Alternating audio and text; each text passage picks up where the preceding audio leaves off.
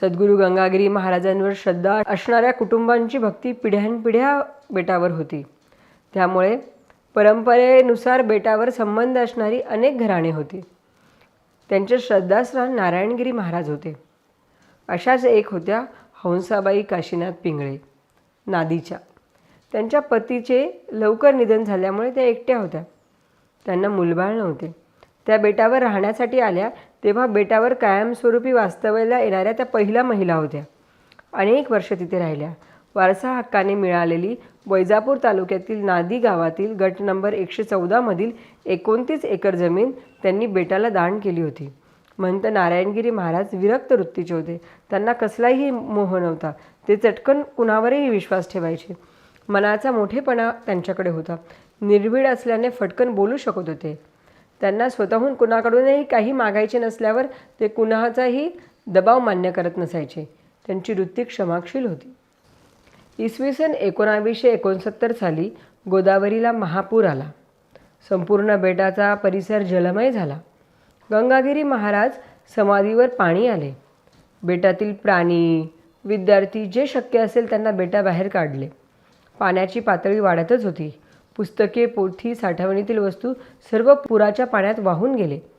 काही निवडक विद्यार्थ्यांचं नारायणगिरी महाराज बेटावरच थांबले. 3 दिवस पाणी कमी झाल्यावर गंगागिरी महाराजांच्या समाधीसवळील गाळ साचला होता. विद्यार्थ्यांकरवी तो स्वच्छ करून देवाची आरती केली. त्यानंतर महाराज जेवले. त्या दरम्यानच्या काळात सहजानंद भारती व माधवबुवा लांडेवाडीकर यांनी नारायणगिरी महाराजांच्या विरुद्ध सुप्रीम कोर्टात दावा दाखल केला. नारायणगिरी महाराजांविरुद्धचा निकाल सुप्रीम कोर्टामार्फत लागला. त्यात ट्रस्टी नेमण्याची तरतूद करावयास सांगितले. ट्रस्टी तुमच्या पद्धतीने घ्या असा सल्ला दिला. मग 1969 सालापासून ट्रस्टीची निर्मिती झाली. येणाऱ्या जाणाऱ्यांचा राबता वाढला. 1973 पासून बेटावर वीज आली होती. महाराजांना प्रवचनासाठी, कीर्तनासाठी अनेक ठिकाणी बोलवलं जायचं. त्यावेळेस एकदा असा प्रकार घडला की नारायणगिरी महाराज आळंदीला कीर्तनाला गेले. महाराजांनी निरूपणाचे 2 शब्द सांगितले की तज्ज्ञ टाळकरी प्रमाण द्यायचे. महाराज ते प्रमाण सोडवले की पुन्हा दुसरे प्रमाण. 3 तास असाच कार्यक्रम चालू होता. महाराजांच्या हे लक्षात आले की हे सर्व टाळकरी संगनमतेने मुद्दाम असे प्रमाण देत आहे. मग महाराजांनी तुकाराम गाथेतील सहसा न म्हटले जाणारे अभंग काढले. कुणालाही प्रमाण सापडत नव्हते. मग महाराज मोठ्या प्रेमाने म्हणाले, मंडळी गप्प का, द्या ना प्रमाण. सर्वांना आपली चूक समजली. आपण समजतो तसे महाराज सोपे नाही याचा दृष्टांत तिथे असल्या सर्वांना झाला. तेथून पुढे कुठलेही प्रमाण न देता टाळकरी फक्त श्रवण करू लागले. सुमारे 6 तास कार्यक्रम चालला, पण कुणीही तक्रार केली नाही किंवा कुणी उठूनही गेले नाही. एकदा 1980 सालची घटना. नामदेव महाराजांचा पुण्यतिथीचा कार्यक्रम आटोपून जीप गाडीने महाराज बेटाकडे परतत होते. रात्रीचे 11:30 वाजले होते. गाडी संगमनेरहून श्रीरामपुराकडे येत असताना शंकर भुवन हॉटेलसमोर राहुरी कारखान्याच्या गाडीने समोरून येऊन धडक दिली. महाराज बाहेर फेकले गेले. सोबतची माणसे चांगलेच हादरली. कारखान्याच्या गाडीला जमावाने घेरले. त्यांच्यावर केस करा म्हणून आग्रह केला. महाराज म्हणाले, तुम्ही माझी माणसं आहात आणि तेही माझेच माणसं आहे. त्यांनी काही मुद्दाम म्हणून गाडी धडकवली नाही. फार तर आम्हाला बेटावर सोडण्याची व्यवस्था करा. अशा प्रकारे सांगून हे विश्वची माझे घर या उक्तीप्रमाणे महाराज वागल्याचे दाखवून दिले. भारत देशाला स्वातंत्र्य मिळून अनेक वर्ष झाली होती. इंग्रजांनी निर्माण केलेल्या कायद्यात बदल केला व कसेल त्याची जमीन असा निर्वाळा दिला. आळंदीची जमीन कोंडाजी काकांनी रामचंद्र महादू गावडे यांना कसायला दिली होती. त्यांच्या मयतीनंतर त्यांचा मुलगा जमीन करत होता. तोही मृत्यू पावला. त्यानंतर त्याच्या वारसाने कोर्टात दावा केला की कुळ कायद्यानुसार ही जमीन आमचीच आहे. बेटाला आम्ही देणे लागत नाही.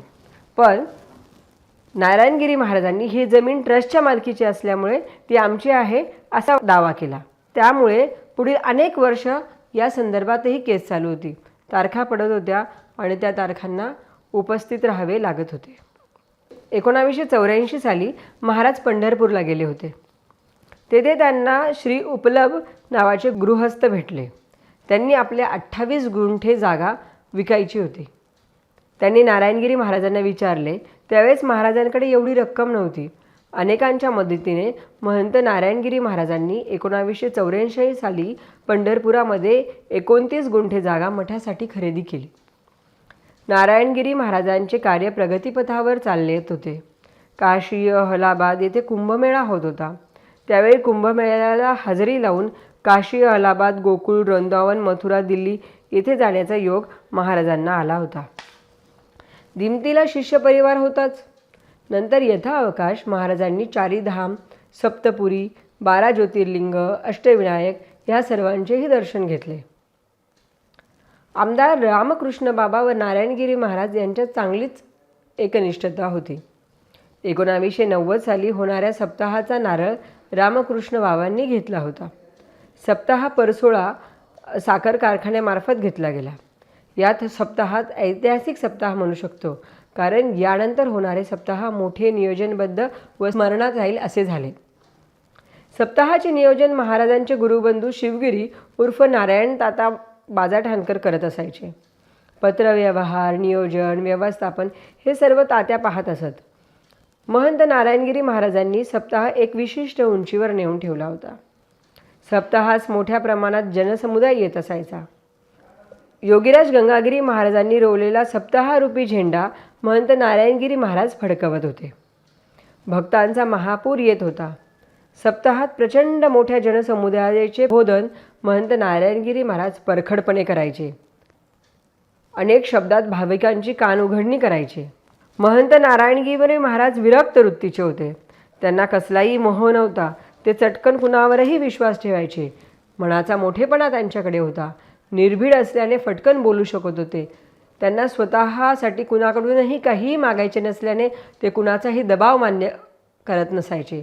त्यांची वृत्ती क्षमाशील असायची. व्यसनाधीनता ह्या विषयावर पोटतिडकीने बोलत असत. ते बोलताना पुराणातील दाखले देत. मग त्यासाठी अतिशय चपखलक बसेल अशी एखादी ओवी म्हणायची. वेदांतील कठीण विषय सुगमतेने अभंगाच्या साह्याने प्रतिपादन करीत असत. दुसरा मुद्दा हिंसा हा होता. प्राण्यांची हिंसा केलेली त्यांना आवडत नसे. ते लोकांना विचारत, देवाने तुम्हाला कानात सांगितले आहे का, कोंबडी बकरी मला आवडते, कापा. गरीब बिचाऱ्या प्राण्याला कशाला कापतात? जर तुम्हाला कापायचीच असेल तर वाघ कापा, सिंह कापा, हत्ती कापा आणि द्या देवाला नैवेद्य. पण तुम्ही तसं करणार नाही. तुम्ही फक्त गरीब प्राण्यांनाच कापाल. निष्पाप प्राण्यांना कापून हत्या करू नका. हे सांगताना त्यांना अंधश्रद्धा विषयावर प्रचंड राग होतात. का गंडे तोडे बांधतात? ते बांधल्यावर खेट्या केल्यावर मुले होत असतील तर लग्न कशा करायची? फक्त दोरा बांधा आणि खेट्या करा. अशा प्रकारे उपहासक पद्धतीने बोलून ते समोरच्याला ऐकणाऱ्याला खजील करत असत. महाराजांची कीर्ती सर्वदूर पसरली होती. आसरा मिळवण्यासाठी, ज्ञानामृत पिण्यासाठी, दर्शन मिळावे म्हणून दुरून दुरून लोक येत असत. महाराजांकडे फक्त जनतेचे नाही तर सरकारचेही लक्ष होते. इसवी सन 1991 साली ज्ञानेश्वरी सप्ताह शताब्दी सोहळ्यानिमित्त महाराजांच्या आत्तापर्यंतच्या महान कार्याचा गौरव सन्मानपूर्वक प्रदान करण्यात आले. त्यावेळी महाराष्ट्राचे तत्कालीन मुख्यमंत्री श्री शरदचंद्र पवार साहेब, शिक्षण मंत्री माननीय श्री विलासरावजी देशमुख साहेब उपस्थित होते. महंत नारायणगिरी महाराजांचा जनसंपर्क रात्रंदिवस वाढत होता. कार्यक्रमाची संख्याही वाढू लागली. 1942 साली असे झाले की ऑगस्ट महिन्यात ते कार्यक्रमासाठी निघायचे होते आणि नदीला तर पाणी होते. बेटातून वांजरगावला बोटीतून उतरले. तिथे पोहोचल्यावर एक धोतर घातलेला, काटक शरीरयष्टी असलेला, उन्हाने रापलेला, तरीही तरतरीत असा 20 वर्षाचा तरुण सुरेश राणे महाराजांकडे पदस्पर्श करीत म्हणाला, मला तुमच्याकडे आध्यात्मिक शिक्षणासाठी राहू द्या.